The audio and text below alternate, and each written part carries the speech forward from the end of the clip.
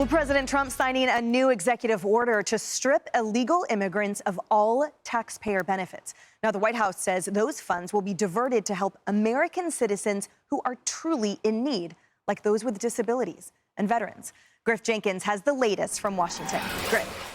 Hey, Emily, this is welcome news to border officials who have been saying for years that free stuff like federal benefits are a major pull factor or incentive driving illegal immigration. Now, this order wants to end that, telling every federal department and agency to root out and cut off any programs providing benefits to illegal migrants. Take a look. The Congressional Budget Office estimates that benefits for illegal migrants before this order over the next 10 years would include tens of billions you see here for Obamacare, Medicaid, tax credits, food stamps. Vice President Vance spoke about the order earlier this morning.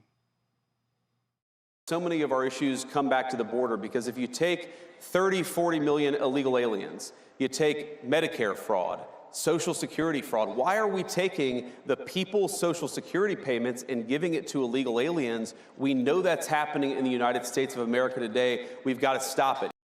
The Federation for American Immigration Reform says taxpayers have been spending already over $180 billion annually, and the Manhattan Institute estimates every new illegal immigrant costs about $130,000. Now, the order also mandates improvements in welfare eligibility verification. That's important, Emily, because if you recall back in 1996, President Clinton signed a law to end welfare abuse. It barred illegal immigrants from receiving a wide range of benefits, but under the Biden administration, once they got paroled into the U.S., they became qualified aliens and became eligible again for some benefits. That now should end. Emily? Griff Jenkins, thank you. All right, Cheryl, $182 billion annually. I can't even wrap my mind around that. And the saddest, most heartbreaking part is how many veterans and underserved and single mothers here are just getting absolutely obliterated with zero protections and zero actually efficient programs.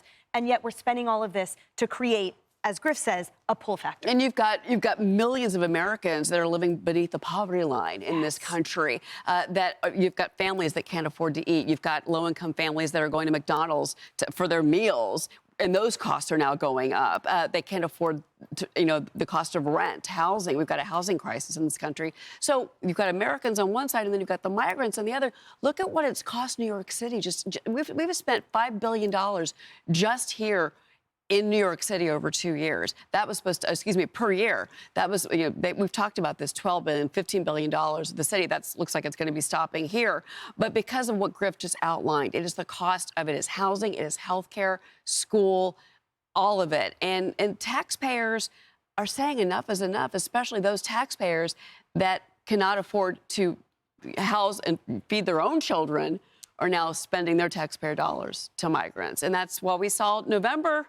It was about the economy and immigration, guys. That was the election in November. Two biggest issues. And Carly, so many taxpayers were also sort of picking up and moving, because we saw here in this state, so granted it's federal versus state, but the reality is that as local families were being pushed off soccer fields and pushed out of schools and the like, so they picked up and moved to Florida. They picked up and moved elsewhere. So the cost-benefit analysis too includes the ripple effect of the loss of those tax dollars that then we're battling and somehow just printing money and giving them out to others. Yeah, and there's also another forward-looking, future-looking number that the Congressional Budget Office released that says over the next 10 years, the federal government was planning on spending $177 billion on benefits for illegal immigrants. And to put that into perspective, if you spend $1 million a day, it would take you 485 years to spend that much money. That is crazy.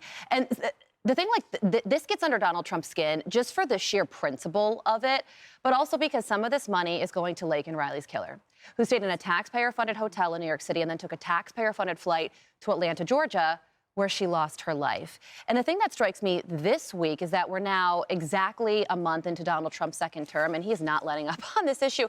It's not just remain in Mexico and build the wall. It's increased drone flights to hunt fentanyl labs, labeling cartels as terrorist organization, repatriation flights to countries that we don't even have diplomatic ties to, like Venezuela.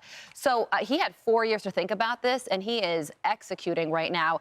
And I would really love for somebody to interview Alejandro Mayorkas right now and say, you said the border was secure then. Well, then how do you explain this compare and contrast that we're seeing right now? Totally. And as we talk about fentanyl right now, we have hearings as to reclassify it, the substance of it.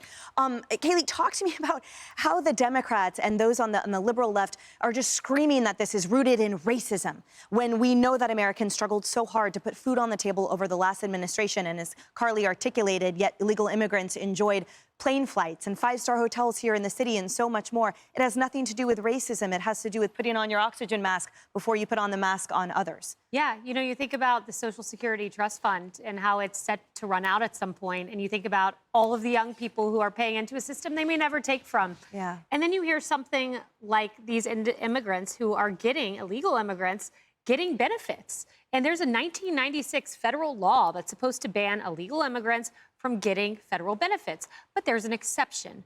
If you're paroled into the country, you become a qualified alien where you can get these benefits and in 5 years get full benefits. So just sit and think about that. As Social Security may run out, you have the Biden administration saying, you know, we'll make paroling easier. We'll let you parole in place and then take your benefits. That's what we're dealing with. And I don't like declarative statements, but I will declare this loudly. Alejandro Mayorkas, to your point, is the worst nominee or cabinet member ever in modern history. He allowed this to happen. The Biden administration allowed this to happen, and there was virtually zero accountability along the way. Yeah, I'll never forget him showing up at a charity hockey match in D.C., insistent on dropping the puck when the border was in absolute flames. And I just wondered where the hell my tax dollars were going in the form of his salary. Doctor, talk to us about the health issues. So we saw, as Griff put on the screen, all of those astronomical numbers that are going toward illegal immigrant mothers and the like. But the reality is that we have atrocious, for example, mortality rates among African Americans of any developed country. We have atrocious health conditions here. So why have we not, or how can we start prioritizing those people, those Americans who are suffering in our own communities before handing out bills and dollars to the health care of people coming in illegally? You are so right. And I interviewed multiple people down on the border in our hospitals down there, and they were overwhelmed already before the illegal immigrants came in. And they come in, of course, there's the issue with fentanyl, and there's the issue of getting hurt on their way running across the border. There's the issue of bringing infectious diseases. How can we demand vaccinations here but let anybody run through the border without any vaccines or without any screenings, the way you do with legal immigration? We are a country of immigrants. We're not a country of illegal immigrants. We saw during the pandemic that we